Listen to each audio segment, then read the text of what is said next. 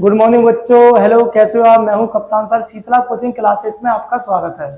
ठीक है, आइए आज करने जा रहे हैं हम कक्षा 10 की विज्ञान। मतलब पहले इसमें इंट्रोडक्शन होगा थोड़ा, बस कि विज्ञान क्या होती है।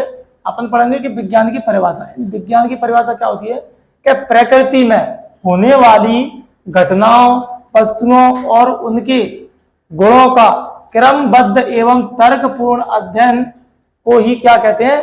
विज्ञान कहते हैं।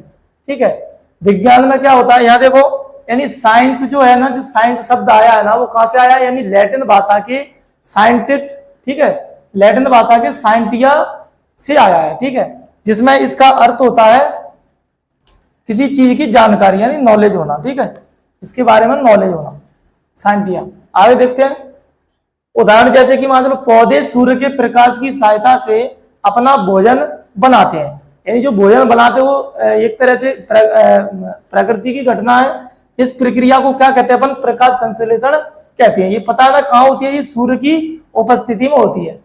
इसमें और कुछ जानने के लिए यहाँ देखो, यहाँ विज्ञान का अर्थ देखो, ये लिखा है विज्ञान, जिसमें वी का मतलब होता है विशेष, यानी विशेष, और ज्ञान का अर्थ होता है, ज्ञान का मतलब होता है किसी चीज की जानकारी, यानी नॉलेज। ठीक है, ये दो बातें थी और कुछ नहीं है इसमें। बाकी मैंने समझा दिया कि विज्ञान की परिभाषा प्रकृति में होने वाली घटनाओं, वस्तुओं और उनके गुणों का क्रमबद्ध, यानी क्रमबद्ध मतलब क्रमानुसार, और तर्कपूर्ण मतलब उसका अर्थपूर्ण अध्ययन विज्ञान कहलाता है। और साइंस शब्द का जो साइंस शब्द जो लिया है वो कहां से लिया है? लैटिन भाषा के साइंटिया से लिया गया है।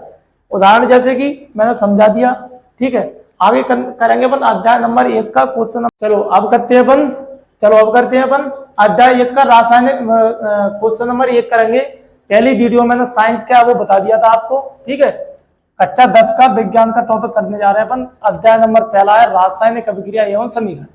प्रश्न नंबर 1, रासायनिक अभिक्रिया किसे कहते हैं तथा उदाहरण लिखिए। अभी पहले रासायनिक अभिक्रिया क्या होती है उसके चैप्टर के नाम के बारे में समझ लेते हैं। इनको वह क्रिया, आंसर क्या होगा? वह क्रिया जिसमें एक या एक से अधिक पदार्थ आपस में क्रिया करके या आपस में मिलके, आपस में मिलेंगे यानी क्रिया करेंगे, एक नए गुणधर्म वाले एक या एक से अधिक नए पदार्थों का निर्माण करते हैं। इस प्रक्रिया को रासायनिक अभिक्रिया, यानी इंग्लिश में बोलते हैं इसको केमिकल रिएक्शन कहते हैं। समझो, उदाहरण के माध्यम से मैं आपको बताने वाला हूं, समझिएगा अच्छे से। जैसे कि ये हाइड्रोजन है और प्लस ऑक्सीजन है, यानी इन दोनों की क्रिया कराई, तो एक नया पदार्थ बनेगा। इसमें क्या बोला? गुणधर्म वाले एक से एक अधिक नए पदार्थ का निर्माण करते हैं। गुणधर्म का मतलब ये होगा कि यहाँ ये दोनों में क्रिया करा रहे हैं तो उनसे हटके कोई भी पदार्थ बनेगा, यानी इसके अलग। जैसे कि ये हाइड्रोजन है, यानी ये क्या है? एक गैस है। ऑक्सीजन भी क्या है? एक गैस है। समझना अच्छे से, यानी इसका नाम क्या है? हाइड्रोजन, और इसका नाम क्या है? ऑक्सीजन। क्या नाम है इसका? ऑक्सीजन। ठीक है, हिंदी में भी लिख सकते हैं, इंग्लिश में भी लिख सकते हैं, मारिए कोई किसी में भी लिख सकते हैं। चलो ठीक है, तो ये आपस में क्रिया करेंगे ना, तो एक निर्माण, यानी एक यौगिक बनाएंगे, यानी एक पदार्थ बनाएंगे।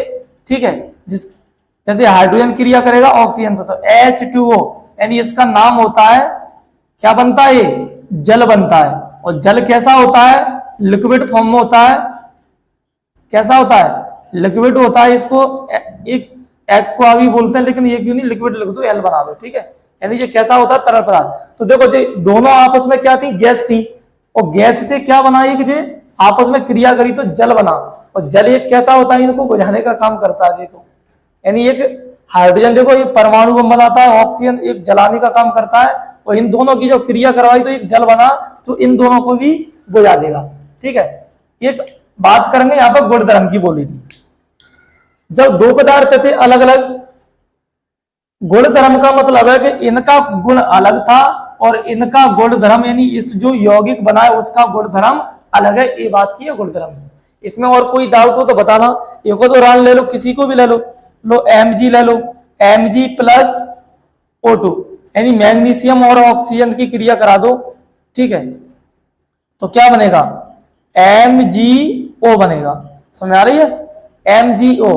अब यहां पर देखो, तुम बोलेंगे सर जहां पर दो होते, जहां पर दो कहां गए, तो ये कहानी है अलग बात की। कैसे, यहां देखो Mg पर भी दो पॉजिटिव होता है और ऑक्सीजन पर भी दो नेगेटिव होता है, तो ये इसके नीचे जाता है, फॉर्मूला बनता है तो ये इसके नीचे जाता है। ठीक है, तो यहां पर क्या बन जाएगा, Mg2O2। तो ये दो से दो क्या हो जाता है, हट जाता है, निकट जाता है, इसलिए MgO। और इसको बैलेंस करने का तरीका ध्यान रखो, बैलेंस करो, इसमें दो हाइड्रोजन है, इसमें दो ऑक्सीजन है, इसमें दो हाइड्रोजन होंगे लेकिन दो ऑक्सीजन नहीं है, तो दो ऑक्सीजन लगा दिए तो दो दूनी क्या हो गई, चार हाइड्रोजन हो गई, तो दो दूनी चार भी हाइड्रोजन हो गए। ये बैलेंस करना बहुत अच्छी तरह आना चाहिए, बैलेंस करने की अलग वीडियो बना दूंगा मैं। ठीक है, इसमें फॉर्मूले भी समझाऊंगा मैं। ठीक है, आगे इसमें कोई प्रॉब्लम होती है तो पूछना, आगे अगला क्वेश्चन करने जा रहे हैं अपन। ठीक है, ठीक है, इसमें इसको भी बैलेंस कर दो। देखो MgO2, यहाँ दो है ऑक्सीजन, जहां एक है, तो यहाँ भी एक है और एक ऑक्सीजन पर, जहां दो है तो दो लगा देंगे, तो दो एकम दो हो गए। लेकिन अब किस पर प्रभाव पड़ गया, Mg पर हो गया, यानी Mg क्या है दो, तो यहाँ पे भी दो लगा दो, यानी ये रिएक्शन बैलेंस भी कर दी मैंने। बैलेंस करना आपको अलग एक वीडियो में सिखा दूंगा, इसी में डिस्क्रिप्शन में लिंक दे दूंगा उसकी। ठीक है, ओके, अब अगला क्वेश्चन करते हैं। देखो अब करने जा रहे हैं अपन क्वेश्चन नंबर दूसरा, रासायनिक समीकरण रासायनिक समीकरण किसे कहते हैं, उदाहरण लिखिए।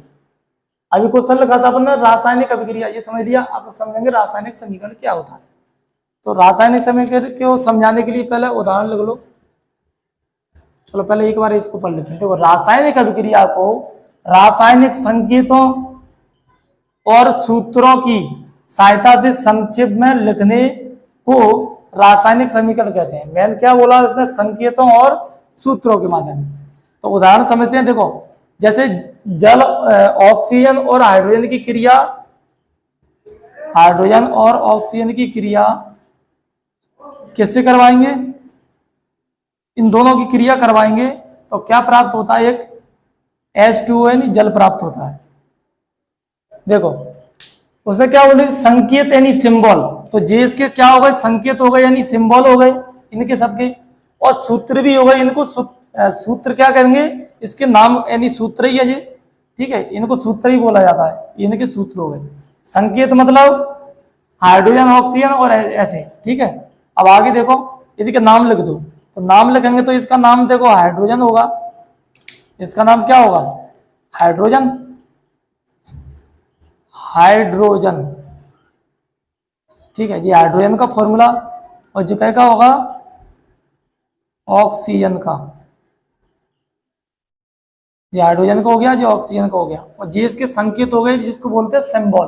ठीक है, और सूत्र यानी फॉर्मूला, तो ये फॉर्मूला होता है, यानी जे हाइड्रोजन का फॉर्मूला, जो ऑक्सीजन का फॉर्मूला, यानी जे इधर क्या बना है, जो जल बना। एक और इसमें एक और बात कही है, इसमें क्या है, क्या होती है, यानी ये दोनों, यानी ये दोनों जब क्रिया करते हैं, ये दोनों, तो इनको बोलते हैं क्या बोलते हैं, अभिकारक। क्या बोलते हैं इसको, अभिकारक बोलते हैं। ठीक है, इंग्लिश में बोलते हैं रिएक्टेंट, रिएक्टेंट बोलते हैं। और इधर ये होता है उत्पाद, इसको क्या बोलते हैं, यानी ये क्या होता है, उत्पाद होता है। ठीक है, आगे देखते हैं। इसके बाद और तो कुछ है नहीं है इसमें समझाने के लिए। ठीक है, अब इसके बाद करेंगे अपन अगला वाला क्वेश्चन। ठीक है, आगे बढ़ते हैं। इसमें कोई कहीं भी कोई क्वेश्चन में कोई डाउट होता है, वो क्या बोलते हैं, कमेंट कीजिएगा। ठीक है, चलो आज देखते हैं। अपन ने इससे पहले अपन ने क्वेश्चन नंबर 1 कर लिया था कि रासायनिक अभिक्रिया किस, मतलब साइंस यानी विज्ञान किसे कहते हैं, विज्ञान की परिभाषा देख ली थी। आज देखते हैं रासायनिक अभिक्रिया, जो देख लिया था अपन ने क्वेश्चन नंबर दूसरा, समीकरण क्या है। आज करेंगे कि इस रासायनिक अभिक्रिया में जो भाग लेने वाले जो होते हैं ना, वो क्या क्या होते हैं। तो आज देखेंगे, पहला है नंबर 1, यानी पहला नंबर 1 क्या है, अभिकारक। अभिकारक के बारे में पढ़ते हैं। तो रासायनिक अभिक्रिया में भाग लेने वाले कारक वाले शुरुआती पदार्थों को क्या कहते हैं, अभिकारक कहते हैं। दूसरा, उत्पाद क्या होता है, उत्पाद के बारे में समझ लीजिए कि रासायनिक अभिक्रिया के पूरे होने पर जो नए पदार्थ बनते हैं उसे उत्पाद कहते हैं। तीसरा काम होता है इसमें, तीर का निशान यानी जो एरो का है, ये क्या दर्शाता है, ये दर्शाता है कि अभिक्रिया की दिशा को दर्शाता है कि किस दिशा में हो रही है। तो एक होती है दोनों दिशाओं में क्रिया होती है, दोनों दिशाओं को ऐसे दर्शाते हैं इस तीर का निशान, और एक होता है ऐसे, सॉरी ये वाला निशान, मैंने इधर भी हो रही है और इधर भी हो रही है। तो समझते अपन इसको उदाहरण के माध्यम से, जैसे एक समझा देता हूं मैं, उदाहरण ले लेते हैं, उदाहरण के माध्यम से बताता हूं मैं कैसे। जैसे मान चलो हाइड्रोजन की क्रिया ऑक्सीजन से की है, यानी हाइड्रोजन की क्रिया ऑक्सीजन से करवा रहे हैं, और आगे क्या मिलेगा, H2O यानी जल मिला, ठीक है। इसको बैलेंस कर देते हैं, दो हाइड्रोजन है, दो हाइड्रोजन है, दो ऑक्सीजन है, तो इधर एक ऑक्सीजन, ये दो लगा दिया। अब तुम्हें पता होगा तो दो दूनी चार हाइड्रोजन हो गए, तो जो दो दूनी चार जहां लगा दो, बैलेंस हो गई। आज समझो कौन क्या है। तो देखो ये जो क्रिया में दोनों भाग ले रहे हैं, क्या बोला था, शुरुआती में भाग ले रहे हैं, तो उनको क्या बोला जाता है, ये कहलाते हैं दोनों अभिकारक। क्या कहलाते हैं, अभिकारक, ठीक है। दूसरा क्या था, उत्पाद, और इसके क्रिया के बाद जो बन चुका है उसे क्या कहते हैं, इसको बोलते हैं उत्पाद। क्या कहते हैं, इसको बोलते हैं उत्पाद, ठीक है। और ये बोला है तीर का निशान, तीर का निशान यानी क्रिया किधर हो रही है, एक दिशा में हो रही है कि दो दिशा में हो रही है, यानी एक ही दिशा में हो रही है, इधर ही हो रही है क्रिया, ठीक है। ये होता है तीर का निशान, मतलब अभिक्रिया की दिशा दर्शाता है, ठीक है। ये अपना क्वेश्चन नंबर, कोई दिक्कत आती है तो इस क्वेश्चन में पूछना, कमेंट करना, कोई दिक्कत आती है तो आगे अगला अगला क्वेश्चन पढ़ते हैं अपन, ठीक है। चलो अगला क्वेश्चन देखते हैं, रासायनिक समीकरण को संतुलित करना क्यों आवश्यक है। रासायनिक समीकरण को संतुलित करना आवश्यक है क्योंकि यह द्रव्यमान संरक्षण के नियम का पालन करता है। संतुलित समीकरण में अभिकारकों और उत्पादों की ओर प्रत्येक तत्व के परमाणुओं की संख्या समान होती है। उदाहरण देखते हैं, ठीक है। उदाहरण से देखो, क्या देखो, जैसे कि मैग्नीशियम की क्रिया ऑक्सीजन से करवाते हैं तो क्या प्राप्त होता है वो देखना, MgO मैग्नीशियम ऑक्साइड, ठीक है। आगे देखो, इसको संतुलित करना है, समझो अच्छे से कैसे। इधर के परमाणु क्रमांकों की संख्या अलग अलग है, जैसे Mg कितने है, इधर एक है, ऑक्सीजन कितने है, इधर दो है, इधर Mg कितना है, एक है, इधर ऑक्सीजन कितना है, एक है। अब यहां देखो, इधर ऑक्सीजन कितने हैं, दो, तो इधर भी कितने होना चाहिए, दो, यानी दो का गुणा कर देंगे। इसका मतलब इसमें क्या का गुणा करेंगे, दो का गुणा करेंगे, ठीक है। अब दो का गुणा किया तो इसमें का मतलब इस पर भी इफेक्ट पड़ गया, पर यानी ये कितना हो गया, ये दो हो गया, तो इधर तो दो दो बराबर हो गए, इधर ये भी दो, ये भी दो।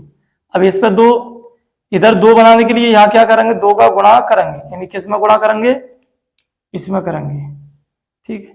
ये बैलेंस हो गई, इसे कहते हैं संतुलित करना, यानी बैलेंस करना, यानी एक दूसरे के तत्व कैसे होने चाहिए, बराबर बराबर होने चाहिए उनके परमाणु क्रमांक, ठीक है। और समझिएगा, देखो संतुलित करना, देखो संतुलित का मतलब बता दिया मैंने, ये बराबर। दूसरी बात, द्रव्यमान संरक्षण का नियम क्या कहता है वो समझ लो ना थोड़ा। द्रव्यमान संरक्षण का नियम ये कहता है कि आप किसी भी चीज को ना तो बना सकते हैं और ना ही उसको नष्ट कर सकते हैं, समाप्त कर सकते हैं। दूसरा, अभिकारकों और उत्पाद, इनके बारे में मैंने इससे पहले वाले क्वेश्चन में समझा दिया था, इनको बेसिक लिया था। जैसे कि अभिकारकों का मतलब जो होता है कि जो क्रिया में भाग लेते हैं, और उत्पादों का मतलब जो है जो क्रिया में भाग लेने के बाद जो बनते हैं, ठीक है। और कोई डाउट हो तो बताना आप, ठीक है। आगे देखते हैं अगला क्वेश्चन, चलो आगे देखो। अगला क्वेश्चन देखो मैंने लिख लिया, जो अभी आपको बता, द्रव्यमान संरक्षण नियम किसे कहते हैं। तो द्रव्यमान संरक्षण का नियम यह कहता है कि किसी भी रासायनिक अभिक्रिया या भौतिक परिवर्तन में द्रव्यमान को न तो उत्पन्न किया जा सकता है और ना ही नष्ट किया जा सकता है। जैसे मान लो कोई भी, जैसे कोई भी क्रिया यानी करा रहे हैं, कोई भी क्रिया करा रहा हूं, जैसे मान लो हाइड्रोजन प्लस ऑक्सीजन की क्रिया करा रहे हैं, इधर क्या बनेगा, जल बनेगा। कहने का मतलब जो है, इसको ना तो आप इसको नष्ट नहीं, इसको ना तो बना सकते हैं अपन, और ना ही इस जो जैसे अभिकारक, जैसे अभिकारकों के बाद में जो पदार्थ है, उत्पाद जो बन गया है, तो इन दोनों को मतलब क्या रहेंगे, ये दोनों कैसे रहेंगे, बराबर रहेंगे। समझ में आ रही? बस ये छोटा सा क्वेश्चन था, थोड़ा समझाना है, उसमें कुछ था नहीं। ठीक है, आगे देखते हैं कुछ अगला। चलो अगला क्वेश्चन करते हैं अपन। ये सवाल बहुत इंपॉर्टेंट है, ध्यान रखना, ये वाले क्वेश्चन इंपॉर्टेंट क्वेश्चन है। जितनी भी अभिक्रियाएं होंगी ना उतनी पूरी इंपॉर्टेंट होंगी। ठीक है, ध्यान रखना। चलो अपन पढ़ते हैं। पहली है, संयोजन अभिक्रिया किसे कहते हैं? आंसर है, इंग्लिश में इसको कॉम्बिनेशन रिएक्शन कहते हैं। संयोजन का मतलब होता है संयोजन, मतलब मिलना, मिलकर कोई पदार्थ। तो यहाँ पर पढ़ते हैं, दो या दो से अधिक पदार्थ मिलकर एक नया पदार्थ बनाते हैं, तो इस अभिक्रिया को क्या कहते हैं? संयोजन अभिक्रिया कहते हैं। ठीक है, उदाहरण के माध्यम से समझेंगे। उदाहरण, जैसे मान लो ए कोई पदार्थ है, बी कोई पदार्थ है, और क्या बनाया उसने? सी बनाया। कहने का मतलब दो पदार्थ मिलकर एक नया पदार्थ बनाएंगे। ठीक है, जैसे कि समझो, और फॉर्मूला के माध्यम से समझो। जैसे CaO की क्रिया, कैल्शियम ऑक्साइड की क्रिया अपन कराएंगे, किससे करवाना है? हाइड्रोजन से करवा दो। लो, H2 जल से करवा दो। लो, कैल्शियम ऑक्साइड की क्रिया जल से करवाने पर क्या प्राप्त होता है? CaOH का होल पास। ठीक है, समझो, इनके नाम समझो। देखो, इसको क्या बोलते हैं? Calcium oxide. कैल्शियम ऑक्साइड, इसको तो बताइए जल बोलते हैं, यानी वाटर। वही हो गया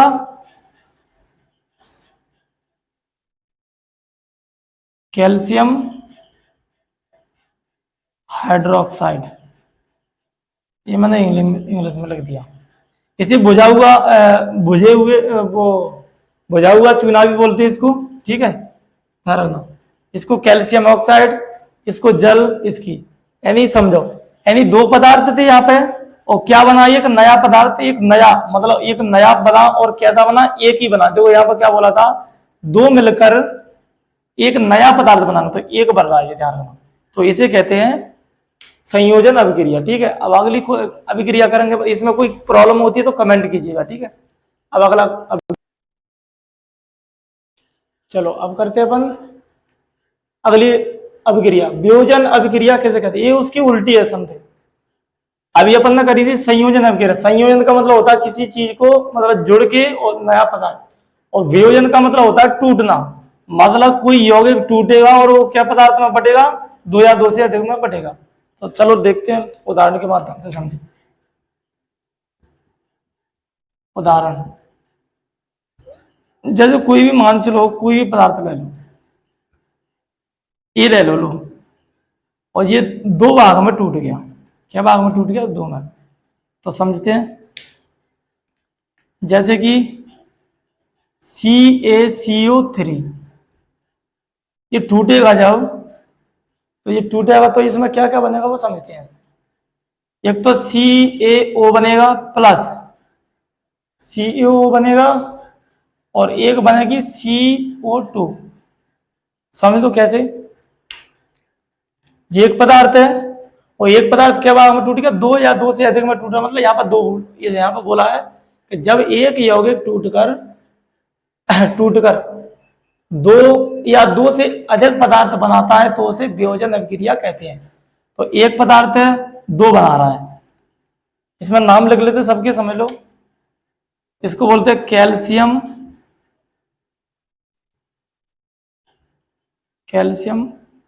कार्बोनेट।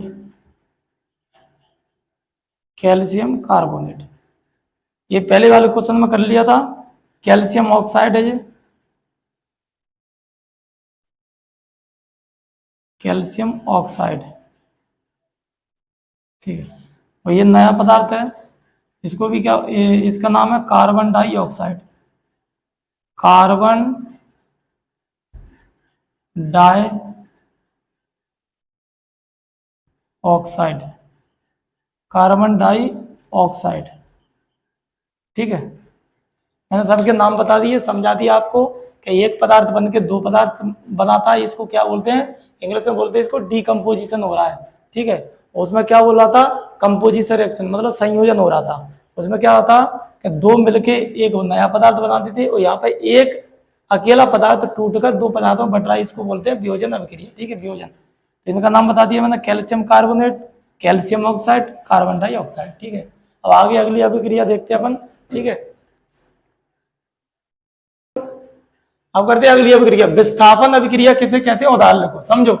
जब अधिक अभिक्रियाशील तत्व कम अभिक्रियाशील तत्वों को यौगिक से क्या कर देता है, विस्थापित कर देता है, तो उस अभिक्रिया को क्या कहते हैं, विस्थापन अभिक्रिया। विस्थापन का मतलब क्या होता है, किसी चीज को विस्थापित, मतलब एक दूसरे से हटाना या विस्थापित करना, समझिएगा उदाहरण के माध्यम से। ये देखते हैं उदाहरण, ठीक है। चलो उदाहरण के माध्यम से देखिएगा, जैसे कि मान चलो ठीक है, उदाहरण के माध्यम से जिंक की क्रिया प्लस जिंक की क्रिया कराएंगे CuSO4 कॉपर सल्फेट से कराएंगे तो क्या बनेगा वो समझिए। जिंक की क्रिया कॉपर सल्फेट से कराने पर यहां देखो, जिंक ZnSO4 प्लस Cu, यानी क्या करेगा, यहां देखो जिंक सल्फेट क्या करेगा, कॉपर को क्या करेगा, हटा देगा, तो वो अपनी जगह ले लेगा, यानी यौगिक से हटाने की बात ही कर रहा था, हटा देगा, तो क्या बन जाएगा, जिंक सल्फेट बन जाएगा और कॉपर अलग हो जाएगा, समझिएगा, ठीक है, और कुछ नहीं था, ठीक है। जिंक की क्रिया कॉपर सल्फेट से कराने पर ये क्या होगा, यहां देखो, ये अधिक क्रियाशील है और ये कम क्रियाशील है, कहने का मतलब ये इसको अपनी जगह से हटा देगा तो खुद बैठ जाएगा, तो खुद बैठ जाएगा तो जिंक सल्फेट बन जाएगा और कॉपर को हटा दिया, ठीक है। आगे देखो, इसके नाम बता देता हूं, इसका नाम है जिंक और इसका नाम है कॉपर सल्फेट, चलो हिंदी में लिख देता हूं, प्रॉब्लम नहीं आए, कॉपर सल्फेट, और इसका है जिंक सल्फेट, क्या नाम है, जिंक सल्फेट, जिंक सल्फेट, ठीक है, प्लस इसमें और इसको वो क्या बोलेंगे, कॉपर, जो कॉपर अलग हो गया, ठीक है। इसमें और भी कुछ अगर डाउट पड़े कोई किसी भी क्वेश्चन में, तो आप क्वेश्चन में नाम डाल के उसका कमेंट कर सकते हो, ठीक है। आगे देखते हैं अपन अगली अभिक्रिया, कौन सी क्रिया, ये वाली अभिक्रिया देते हैं, द्वय विस्थापन अभिक्रिया किसे कहते हैं, ऐसी अभिक्रिया जिसमें दो यौगिक अपने आयनों का आदान प्रदान करते हैं तो द्वय विस्थापन अभिक्रिया कहलाती है। आदान प्रदान का मतलब है एक दूसरे को हटाना, मतलब वो उसको हटाएगा तो उसकी जगह पर आ जाएगा, तो समझते हैं। उदाहरण देखिए, उदाहरण के माध्यम से समझते हैं, जैसे कि बेरियम सल्फेट की क्रिया किससे करते हैं, नहीं सोडियम सल्फेट होगा, सॉरी, Na2SO4, और इधर है बेरियम क्लोराइड, कहेगी BaCl2, तो क्या क्या प्राप्त करेगा समझते हैं। चलो ये दो ही है, इनका इंपोर्टेंट जा रहा है, यानी सोडियम सल्फेट की क्रिया और बेरियम सल्फेट की क्रिया, जो आगे देखो, तो क्या करेंगे वो देखो, सोडियम क्या करेगा, इसकी जगह पे जाएगा, और जीव क्या करेगा, इसकी जगह पे जाएगा। अभी क्या बोला इसने, आदान प्रदान करते हैं, क्या करते हैं, आदान प्रदान, तो सोडियम सल्फेट की क्रिया बेरियम क्लोराइड आपस में करेंगे तो क्या बनेगा, सोडियम इसकी जगह ले लेगा तो क्या बन जाएगा, NaCl प्लस, तो क्या बन जाएगा, बेरियम किसकी जगह पे आएगा, इसकी जगह पे, चलो ठीक है, तो NaCl प्लस, और क्या बनेगा, यहां देखो Ba इसके साथ में जुड़ेगा, BaSO4, ठीक है, BaSO4, यहां देखो यहाँ 2 लगा हुआ, ठीक है, क्योंकि SO4 पर 2 नेगेटिव आता है, ठीक है। तो यहाँ देखो ये फॉर्मूला होगा, समझो कैसा है, तो सोडियम पे एक आवेश होता है, और इस पे क्या आवेश होते हैं, 2 नेगेटिव होते हैं, तो जे इसके नीचे जाता है और जे इसके नीचे, तो एक का तो कोई लिखते नहीं है। ऐसे यहाँ देखो बेरियम क्लोराइड में क्या होता है, इस पे 2 नेगेटिव 2 पॉजिटिव होते हैं और इस पे 1 नेगेटिव होता है, तो एक इसके नीचे जाएगा मतलब कुछ नहीं होगा, और 2 इसके नीचे आएगा तो Cl2 लगा हुआ है। तो सोडियम क्लोराइड का क्या होता है, दोनों पे एक एक होता, तो इसलिए दिखता नहीं है। ऐसे बेरियम सल्फेट पे क्या होता है कि बेरियम यानी बेरियम के 2 पॉजिटिव, सल्फेट के 2 नेगेटिव, इसलिए ये 2 से 2 कट जाता, मतलब कुछ नहीं आता यहाँ, इसलिए BaSO4 लिखा हुआ है। अब इनके सबके नाम लिखते हैं अपन, समझना अच्छे से। इसको बोलेंगे सोडियम सल्फेट, सोडियम सल्फेट, और इसका बोलेंगे बेरियम क्लोराइड, बेरियम क्लोराइड। ये NaCl को बोलेंगे sodium chloride,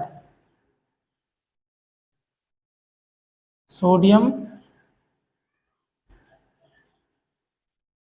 chloride, sodium chloride. इसको बोलेंगे barium sulphate, barium sulphate, barium sulphate. चलो, ये अपनी ये वाली अभिक्रिया अपनी समाप्त हो चुकी है। तो भाई ठीक है, चलो आगे देखो। ठीक है, इसमें बैलेंस देख लेते हैं। चलो, बैलेंस करने के लिए डायरेक्टली बता देता हूँ, क्योंकि इससे पहले क्वेश्चन में मैंने बैलेंस करना सिखा दिया था। जब यहाँ देखो Na के हैं, यहाँ पर 2 है, इधर 1 है, तो जहाँ 2 लगा दो, लो यहाँ कितने लगा दो, 2 लगा दो, तो ये 2 सोडियम हो गए, 2 सोडियम हो गए। ठीक है, जो Cl2 है, यहाँ 2 है ना, यहाँ भी 2 है Cl इसमें। ठीक है, बेरियम 1 है, बेरियम 1 है, सल्फेट कितने का, सल्फेट ऐसे। ठीक है, हो गया, बस बैलेंस हो चुकी है उसकी, अब कोई दिक्कत नहीं है। अब आगे देखेंगे अपन, ठीक है।